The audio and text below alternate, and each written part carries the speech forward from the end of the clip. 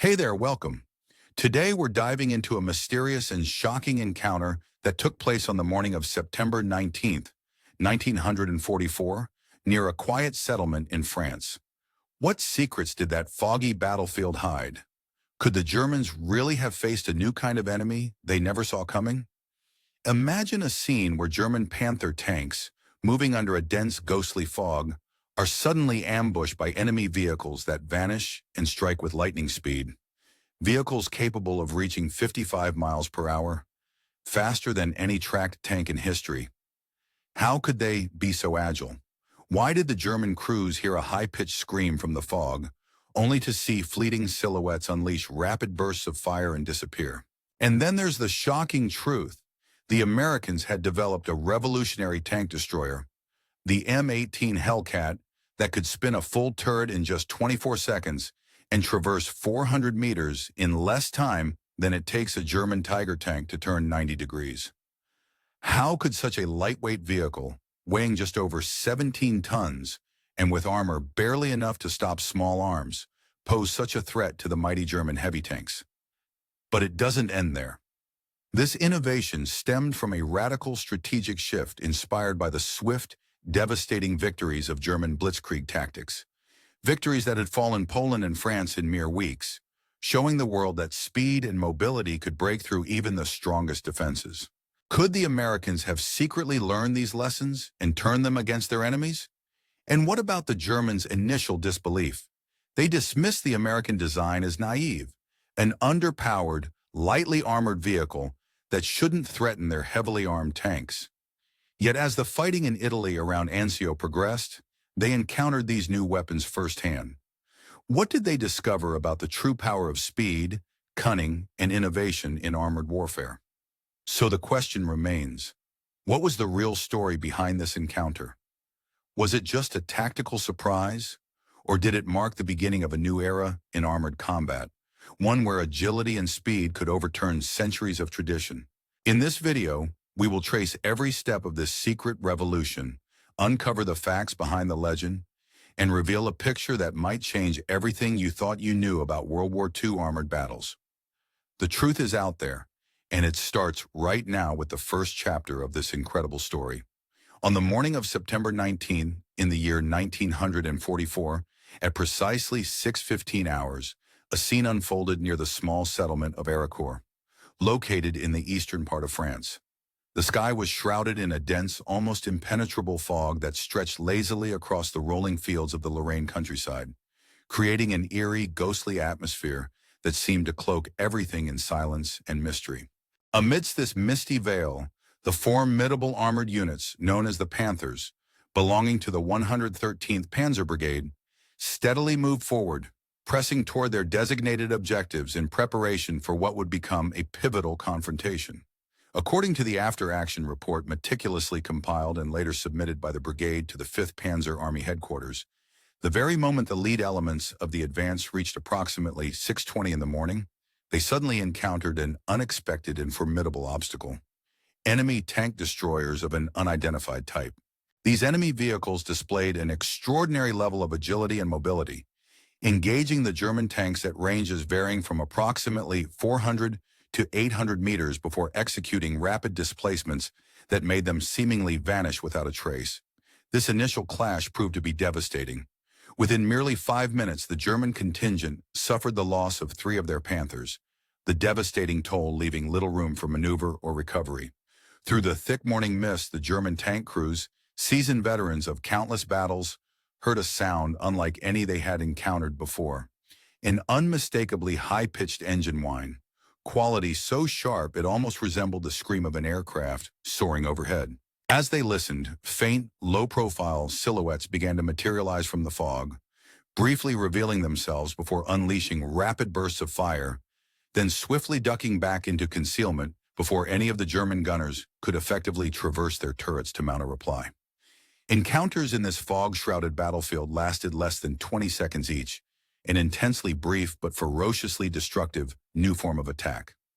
All across this battlefield that foggy morning, a stark new reality was beginning to emerge for the German forces. A total of 39 vehicles belonging to the German 55th Panzer Division, commanded by Colonel Erich Fonsendorf, were on the verge of learning a terrifying truth. The Americans had developed a new kind of tank destroyer capable of extraordinary speed, reaching up to 55 miles per hour. This was faster than any tracked armored vehicle in existence at that time. Previously, their doctrine had assumed that all tank destroyers would be slow-moving, heavily armored fortresses, resembling perhaps their own Panthers, that could withstand enemy fire. But the American design philosophy diverged sharply from this conventional approach.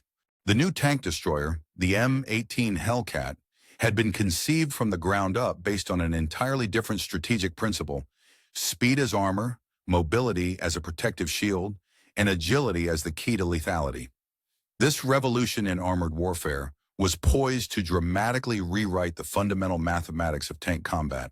Whereas a Panther's turret required between 18 and 60 seconds to complete a full rotation, depending on the engine's speed and serviceability, the Hellcat's innovative hydraulic turret could spin a full 360 degrees, in other words, a complete turn, in just 24 seconds, regardless of the engine RPM. This meant that at a speed of 55 miles per hour, the M18 Hellcat could traverse 400 meters in less than the time it took a Tiger tank's turret to shift even 90 degrees, an extraordinary advantage in the chaos of combat. The transformation that birthed this tank destroyer concept had begun much earlier, specifically in December of 1941, when Lieutenant Colonel Andrew Davis Bruce stood before a secret classified briefing at the War Department. The rapid and devastating successes of the German blitzkrieg tactics had shattered long-held beliefs about conventional warfare. Poland had fallen in a mere 35 days, a startling achievement that underscored the effectiveness of rapid maneuver and concentrated firepower. Later, France, with the largest army in the world at the time, had collapsed in just over 6 weeks. These events proved beyond any doubt that mobility and swift concentration of force could overthrow static defenses and entrenched positions. Bruce, a cavalry officer by training who deeply understood the importance of speed, maneuver, and surprise, proposed a radical departure from traditional tank doctrine. Instead of constructing vehicles designed to match German tanks in armor and firepower, thus participating in a direct slugfest, he recommended building a new type of vehicle that would hunt tanks in much the same way cavalry units had once stalked infantry, relying on unparalleled speed, cunning, and mobility to strike swiftly and then vanish. This new breed of tank destroyer was to be guided by a simple yet powerful motto: seek, strike, destroy. The United States Army's Ordnance Department responded swiftly, issuing detailed requirements for this fast, agile hunter of enemy tanks by December of 1941. As the specifications evolved rapidly during the course of 1942, the focus shifted several times. On the day of May 23rd, in the year 1944, an important and decisive event unfolded during the intense fighting around Anzio in Italy. This day marked the dramatic encounter between German forces and the emerging American armored units, specifically the first confrontation with the new American tank destroyers, known as the M18s, also called Hellcats. F-2 for the Germans, who had long relied on doctrines shaped by years of fierce combat experience, this moment revealed the startling effectiveness and surprising design of these newly introduced vehicles, which initially seemed to defy their conventional understanding of armored warfare. German military intelligence, upon first learning of the development of these American tank destroyers, dismissed the news with a certain degree of skepticism and even interpreted it as typical naivety characteristic of American military planning. There was a prevailing assumption within the German command that the Americans lacked the engineering sophistication and battlefield experience necessary to produce such effective armor and firepower in a vehicle that was, by their standards, quite light. Historically, German wartime practices and doctrines emphasized that authentic, high-quality tank destroyers had to be built heavy, well-armored, and armed with powerful guns comparable to the infamous 88mm weapons mounted on Panther tanks, which weighed around 46 tons and were formidable examples of German armored design.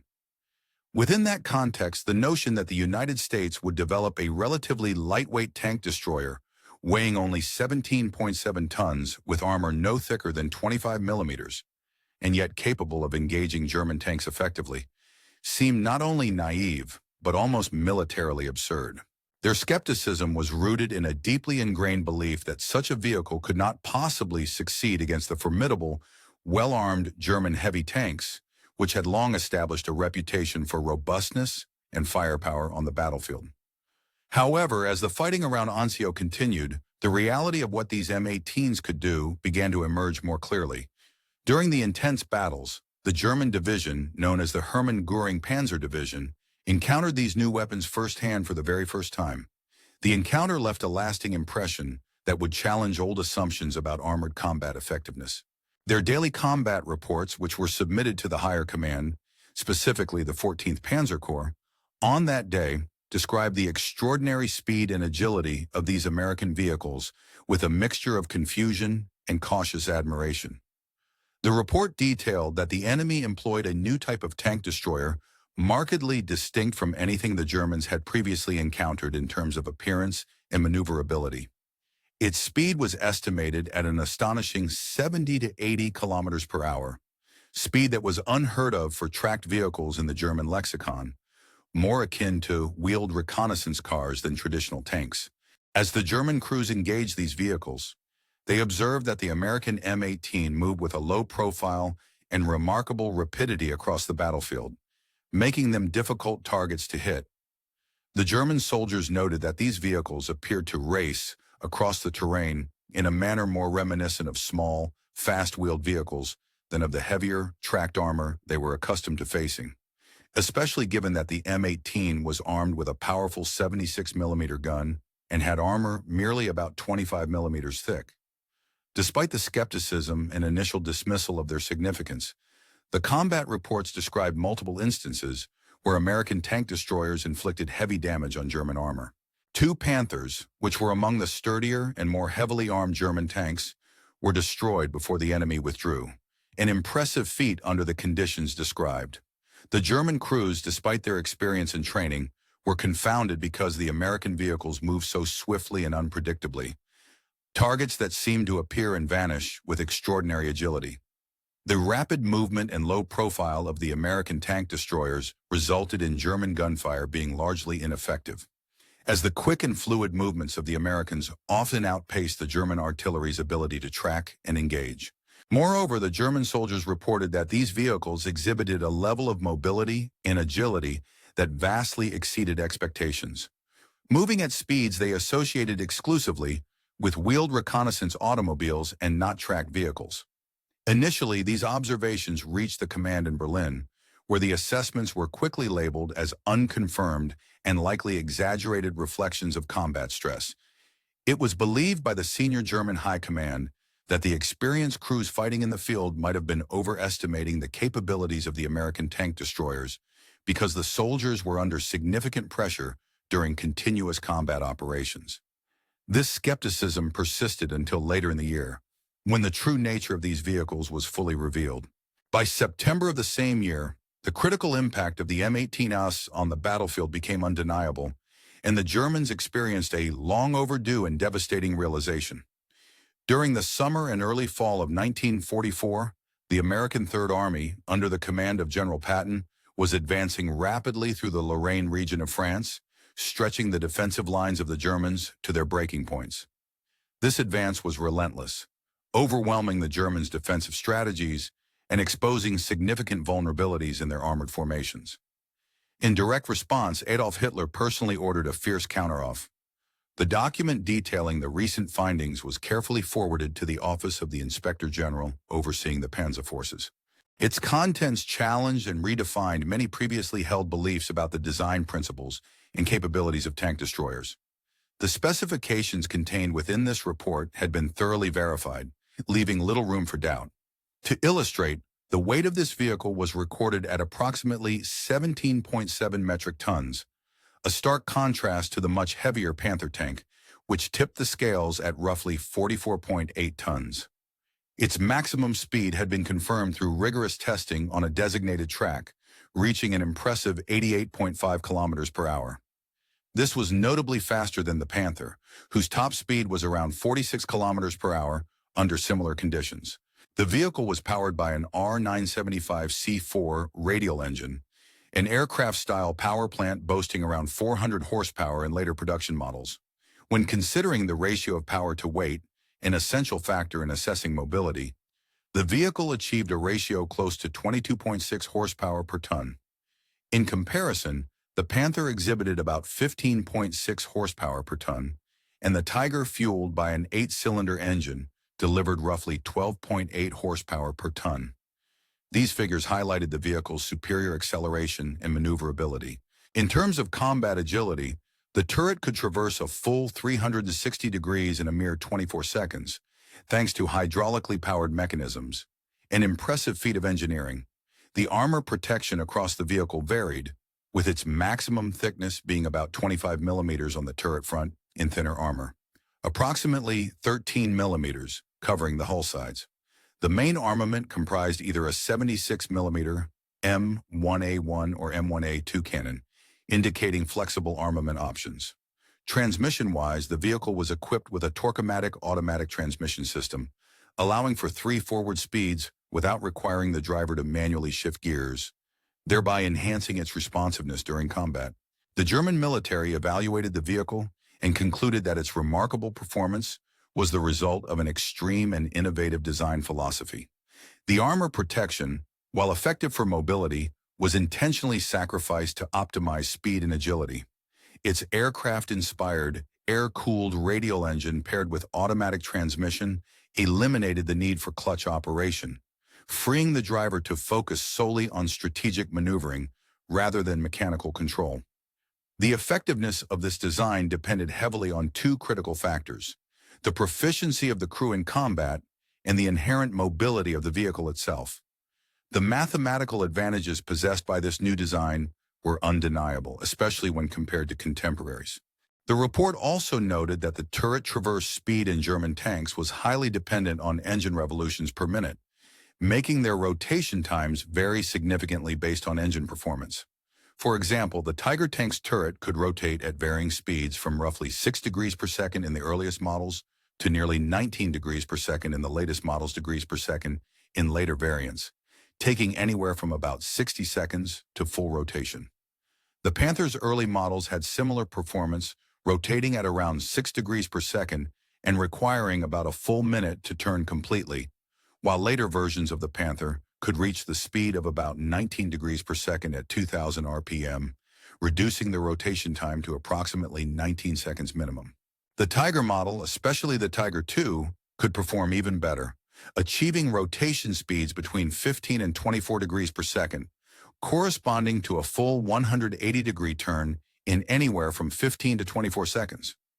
A key advantage for the American M18 gun motor carriage lay in its hydraulic turret traverse system, which maintained a consistent 15 degrees per second, regardless of engine RPM, a significant edge in combat when rapid tracking or targeting multiple enemy units was necessary. This was undoubtedly critical during engagements where quick reaction times could determine the outcome. At maximum speed, about 55 miles per hour, the M18 could traverse large distances swiftly. For instance, it could cover 400 meters in just 16 seconds, extending to approximately 800 meters in roughly 33 seconds, and cross a kilometer of contested terrain in about 41 seconds. Meanwhile, the Panther was less agile in turret rotation, requiring from 30 to 60 seconds to turn half a circle when tracking unpredictable or fast-moving targets, which disadvantaged it in dynamic combat situations. The deployment of the M18 revolutionized American anti-tank tactics profoundly. Its emphasis on rapid movement and hit-and-run tactics contrasted sharply with the more static, deliberate firing approaches favored in German armored doctrine. The combat manual issued after the Battle of Aracort by the 74th Tank Destroyer Battalion specifically highlighted how the M18 should be employed. Unit tactics recommended firing 3 to 5 rounds from concealed positions, then immediately displacing at least 200 yards to avoid enemy counterfire, before re-engaging from a different angle. This erratic and mobile engagement strategy, commonly referred to as the shoot-and-scoot tactic, proved devastatingly effective. German tank crews trained to approach engagements with methodical, long-range fire found it particularly difficult to adapt to an opponent who refused to engage in traditional stand-up fights. instead favoring swift in conditions shrouded by thick fog.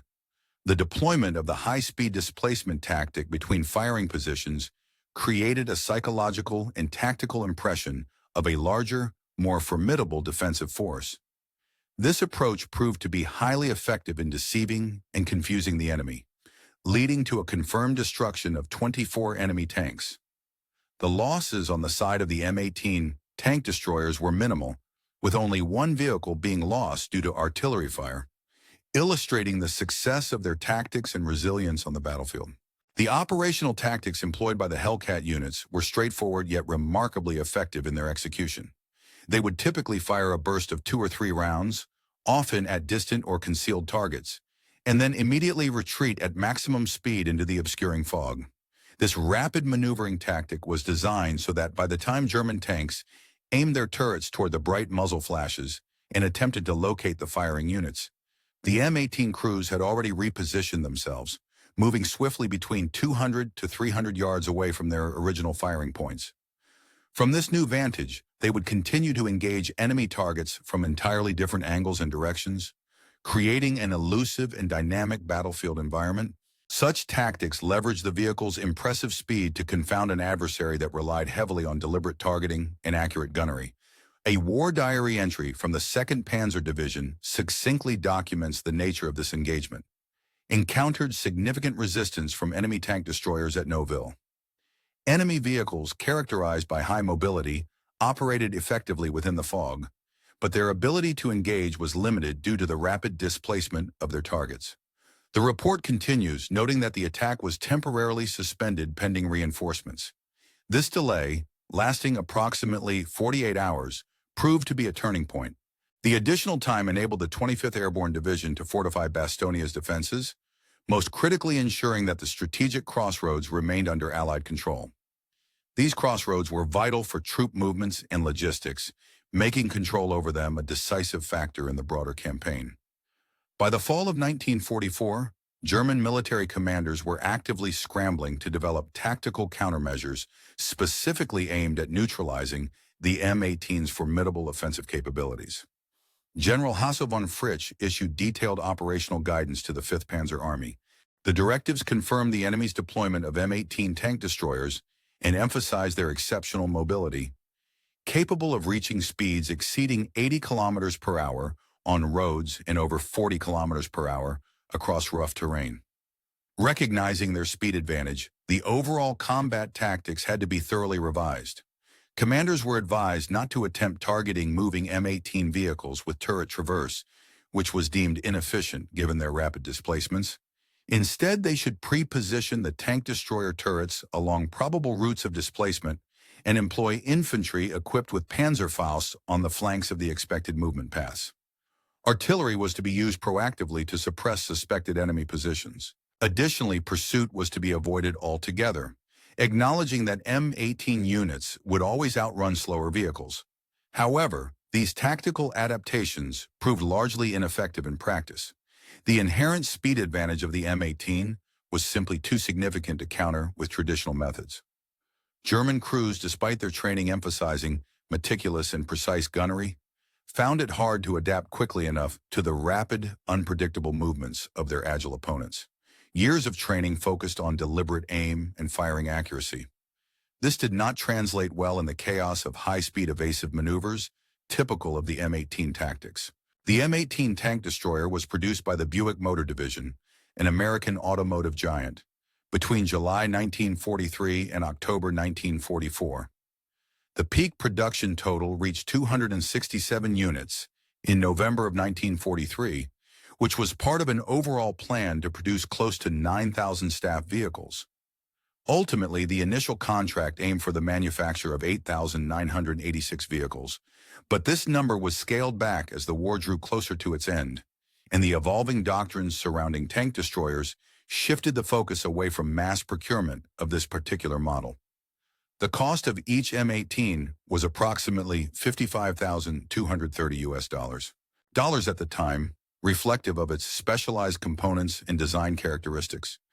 Despite its expense, the M18 was relatively economical considering its complex features, benefiting from the mass production techniques developed by the American automotive industry. This model was designed specifically for rapid manufacture, utilizing parts and systems already in production for other vehicles and aircraft, particularly the reliable R975 radial engines. The engine's high performance and availability contributed meaningfully to the success of massing the vehicles quickly. The M18's design incorporated various features intended to simplify manufacturing and operation. The innovative torque transmission system eliminated the need for extensive driver training, while the open-top turret design greatly facilitated construction and assembly.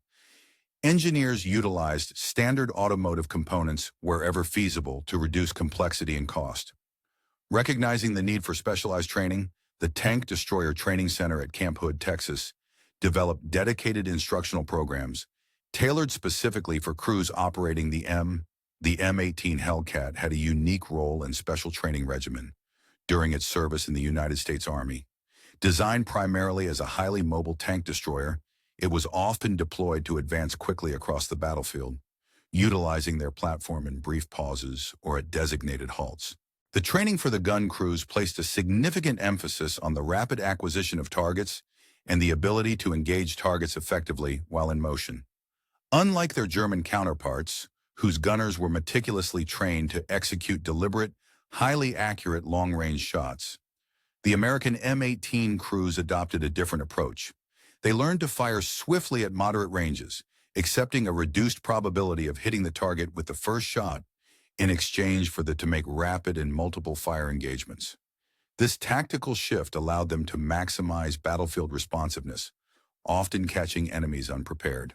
Training for the vehicle's commanders focused heavily on overall battlefield awareness, quick thinking, and seamless coordination with fellow M18 crews and supporting units. Commanders were drilled to think tactically 3 moves ahead, meticulously planning their next 2 potential firing positions before actually engaging a target. This foresight was essential to maintaining momentum in combat and avoiding exposure. The psychological profile demanded of these crews also diverged considerably from the typical heavy tank crews. Recruiters sought individuals who were comfortable with higher risks, capable of making instantaneous decisions, and who preferred the agility and rapid response of the Hellcat over the psychological comfort that might come with being protected inside a heavily armored tank. The armor protection of the M18 was its most basic and obvious weakness. Its armor was quite thin, up to 25 millimeters at the front of the turret and only 13 millimeters along the sides of the hull, making it vulnerable to nearly every German anti-tank weapon, ranging from small-caliber anti-aircraft guns to larger anti-tank artillery. For example, even close-range fire from 20-millimeter anti-aircraft guns or 37-millimeter anti-tank guns could threaten its integrity. Light weapons, infantry-carried anti-tank weapons, shrapnel from artillery, and even close-range heavy machine gun fire posed significant risk to the vehicle's survivability. This vulnerability dictated strict operational protocols. Drivers and crews were trained never to remain stationary for long periods while under enemy observation, and to avoid urban combat where maneuverability and speed are limited. Maintaining a minimum of 500 meters of standoff distance from enemy infantry was critical for survival. In addition, crews were trained to use terrain masking continually, leveraging hills, woods, and other natural cover to prevent enemy observation. Coordination with infantry units was crucial to suppress enemy anti-tank formations and weapons, especially in complex environments where the risk of ambush or concentrated anti-tank fire was high. Over time, crews developed an almost intuitive awareness of their surroundings, constantly scanning for threats, escape routes, and opportunities to reposition or engage as needed. This heightened vigilance became a hallmark of effective M18 employment in combat. By the conclusion of World War II, M18 tank destroyer battalions in the European theater had accumulated a notable record of combat achievements. The 704th Tank Destroyer Battalion claimed to have destroyed a total of 106 enemy tanks. The 603rd Battalion reported knocking out 92 enemy tanks, while the 69th Battalion confirmed 67 kills. The 705th Battalion added 89 to this count, with the 85th defending their reputation by claiming 51 tanks destroyed. The overall strength of the M18 in combat hovered around 540 units, with a wartime loss of approximately 216 vehicles by the war's end. The kill-to-loss ratio was roughly 2.3 to 1, demonstrating a decent level of combat effectiveness, especially considering the various operational challenges faced. Typically, engagement ranges averaged around 650 meters, with most encounters lasting about 2.3 minutes. Although the kill-to-loss ratio was respectable, it did not entirely meet the high expectations that had been set before the war began. More telling, perhaps, was the proportion of combat time spent in actual tank hunting versus the broader support roles. Approximately 70% of the M18's operational time involved assisting infantry and supporting general battlefield tasks rather than actively seeking out enemy tanks. This reflected an almost fundamental flaw in the original tank destroyer doctrine, which anticipated massed enemy armor attacks as the hallmark of engagement. In reality, coordinated and precise anti-tank ambushes proved to be less frequent, and the M18's rapid response capabilities often meant their roles focused more on flexibility and support. During the Italian campaign, the landscape and tactical considerations posed different challenges. The mountainous, rugged terrain limited the use of armor, yet the M18's lightweight and mobility gave it significant advantages. Battalions such as the 85th Tank Destroyer Battalion, operating in these difficult environments, discovered that, even amidst restrictive terrain where heavy vehicles struggled to maneuver, their vehicles could redeploy swiftly and efficiently between threatened sectors. Using mountain passes and narrow roads, the Hellcats could scan the landscape for enemy positions, race to advantageous heights, and engage German. As the counter-battery fire suddenly struck, the battlefield atmosphere shifted dramatically. German forces, who had been in Italy and used to facing slow-moving Allied maneuvers across difficult terrain, found themselves repeatedly taken aback by the remarkable response times of the M18 Hellcat. These enemy tank destroyers, known for their agility, demonstrated an impressive ability to swiftly concentrate their firepower at threatened points. An internal German operational report explicitly highlighted this strength, noting that the rapid redeployment capabilities of the M18 often rendered their counter-battery efforts ineffective, as the vehicles could instantly reposition against advancing or flanking enemy units before the Germans could react. It became clear that the speed at which the Hellcats could shift their focus and redirect their firepower played a significant role in disrupting German tactical initiatives. The story of the 637th Tank Destroyer Battalion took this sophisticated weapon system into distant theaters of war, specifically into the Pacific Ocean's expansive theater of operations, where the M18 was deployed in the campaign against Japanese-held territories, including the Philippines. In this theater, the Japanese armor was minimal, which caused the vehicles to primarily serve in roles other than main tank destruction, focusing instead on penetrating fortified bunkers and supporting infantry assaults. The open turret design of the M18, while advantageous in many combat scenarios, proved perilous against Japanese infantry tactics, especially their use of grenades and satchel charges. To increase survivability, American crews improvised by welding overhead covers and wrapping chicken wire screens around the turret to provide some protection against such close-range explosive threats. Despite their speed and agility, the dense jungle terrain often diminished the advantage of the M18's mobility, as thick foliage and difficult ground made rapid repositioning a challenge, illustrating the complex environment the vehicle had to operate within. The M18's design featured several groundbreaking elements that set new standards for armored vehicle technology. One of its most innovative features was the torque-matic transmission, an automatic transmission developed by General Motors, which eliminated the need for manual clutch operation. This system automatically shifted between 3 forward speeds based on the vehicle's speed and load, allowing the driver to concentrate solely on navigation and tactical maneuvers. Effective at high speeds, this transmission greatly enhanced the vehicle's responsiveness during combat. The suspension system comprised torsion bars that provided 14 inches of wheel travel, enabling the M18 to sustain high speeds while crossing rough and unpredictable terrain. This substantial suspension travel absorbed impacts that would have otherwise damaged or destabilized vehicles equipped with traditional leaf springs, allowing for a smoother ride and greater durability in challenging conditions. Powering the M18 was the R975 radial engine, a 9-cylinder, air-cooled aircraft engine celebrated for its excellent power-to-weight ratio. Early production models, designated C1, delivered around 350 horsepower, while later versions, such as the C4, increased power output to approximately 400 horsepower. The air-cooled design eliminated the vulnerability of radiators and coolant systems, which had been common failure points in many wartime vehicles. The turret featured a hydraulic traverse mechanism powered by an electric motor driving a hydraulic pump, ensuring a steady, rapid rotation rate of 15 degrees per second, regardless of engine speed or the vehicle's movement. A crucial advantage over German manual traverse systems, which were often slower and less reliable under combat conditions. This combination of advanced features and design innovations significantly impacted post-war armored vehicle development. While the doctrine favoring tank destroyers, emphasizing highly mobile, lightly armored vehicle, was eventually abandoned, the legendary combat record of the Hellcat influenced enduring military concepts. The tank destroyer force itself was disbanded in November of the year 1945, marking the end of a dedicated offensive strategy. Nonetheless, the demonstration capabilities of the Hellcat, particularly its mobility replacing heavy armor, resonated across the globe.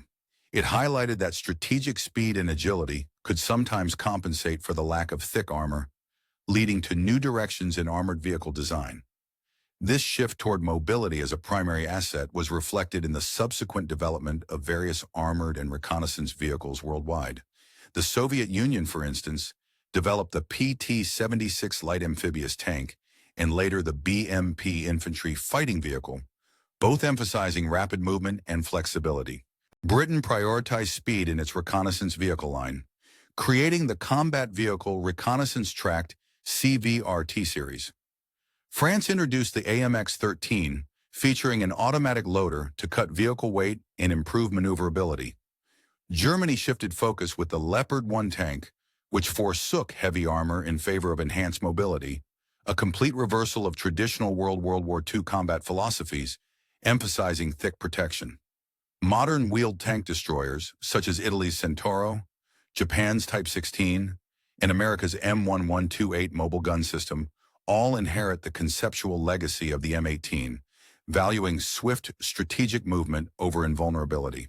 Despite the remarkable success of the M18, why did German forces, renowned for their tactical innovation and flexible battlefield strategies, struggle to counter such a fast and agile vehicle effectively? Several factors contributed to this challenge. German doctrinal rigidity, for instance, the history of gunnery and armored warfare during World War II, reveals a continuous pursuit of advancements aiming to outmatch the enemy's defenses and tactics. Crews in those early armored vehicles dedicated countless hours to refining their shooting techniques, striving for unparalleled precision and accuracy. Yet these meticulous skills proved largely ineffective against the rapidly shifting and elusive targets they faced on the battlefield. The swift maneuvers of enemy units rendered even the most practiced gunners impotent, exposing the fundamental limitations of the technology available at the time. Technical constraints played a crucial role in these shortcomings. For instance, German turret traverse systems, which depended heavily on engine revolutions per minute, could not match the consistent performance of the American M18's hydraulic traverse mechanism. This difference in turret rotation speed was significant. When the German tanks' engines idled or operated at low speeds, their turrets moved sluggishly and were easily outmaneuvered by the nimble M18. As a result, German vehicles found themselves vulnerable, particularly during flanking maneuvers, where quick reorientation was essential for survival. In essence, the technical design of their turrets made them less adaptable in fast-paced combat scenarios, giving the American counterpart an unmistakable advantage. Beyond technical limitations, the psychological impact of combat played a vital role in shaping the outcome. German tank crews, accustomed to asserting dominance over most Allied armored units, suddenly found themselves on the receiving end of hits, often unexpected and deadly, for the first time. This abrupt role reversal struck a blow to their morale, underscoring how shifts in battlefield dynamics can shake psychological composure.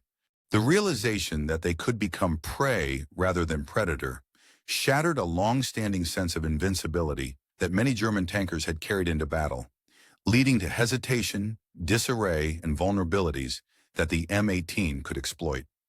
Compounding these issues was the breakdown in communication. German units relied heavily on tactical radios, yet these communication systems were already strained by Allied jamming techniques designed to disrupt coordination. When confronted with the fast-moving elements of the M18, which often operated in small platoons executing rapid coordinated strikes, German commanders struggled to effectively direct their forces. The inability to relay timely information hampered their response capabilities, allowing the American units to hit hard and withdraw before retaliation could be effectively organized.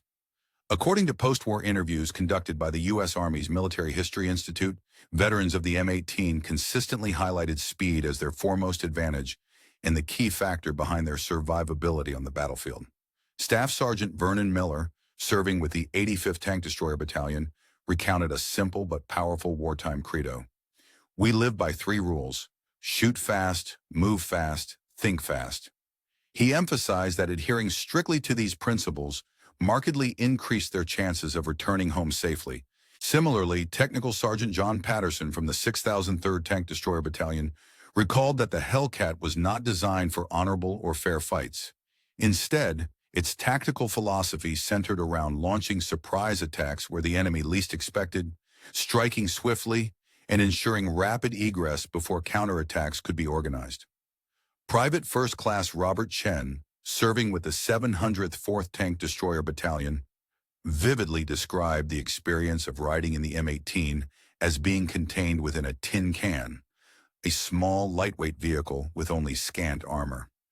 Yet it was a tin can capable of astonishing speed, reaching up to 55 miles per hour, which in many situations turned out to be a pivotal factor in surviving combat encounters.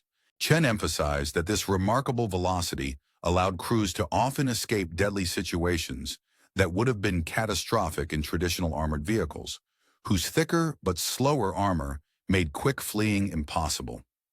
The combat statistics of the M18 Hellcat further shed light on its complex legacy. Its mobility metrics were impressive: a top speed of 55 miles per hour, approximately 88.5 kilometers per hour on paved roads, along with a cross-country speed of around 26 miles per hour, or roughly 42 kilometers per hour. Acceleration from 0 to 30 miles per hour took just 11 seconds, illustrating its explosive burst of speed. With an operational range of approximately 150 miles on 75 gallons of fuel, the M18 delivered a significant level of operational flexibility. Its ground pressure, at about 10.5 pounds per square inch, lighter than many trucks, meant it could traverse terrains not accessible to heavier vehicles. In terms of combat performance, the M18's kill rate was notable: an average of 2.4 enemy tanks destroyed per vehicle, and an average survival time of approximately 67 days during frontline engagements. Mechanical reliability was commendable, with vehicles capable of traveling about 200 miles before requiring major maintenance, a crucial attribute in wartime logistics. Importantly, when an M18 was destroyed, crew survival rates were relatively high, estimated at about 73%, due largely to the vehicle's speed and the crew's ability to extract themselves swiftly from danger. These statistics underscore both the strengths and inherent vulnerabilities of the M18. Its high crew survival rate reflected the M18. Hellcat stands as one of the most exemplary symbols of military innovation, particularly in the context of armored combat during the Second World War. Its development was rooted in the extraordinary capabilities of American industry and a spirit of tactical ingenuity that challenged many long-held assumptions about how armored warfare should be conducted. In essence, the creation of this remarkable vehicle was not merely about engineering a faster tank. It was a leap forward that questioned and redefined the very fundamental principles of battlefield strategy and engagement. Before the introduction of vehicles like the Hellcat, the prevailing doctrine among German tank crews and tacticians was clear.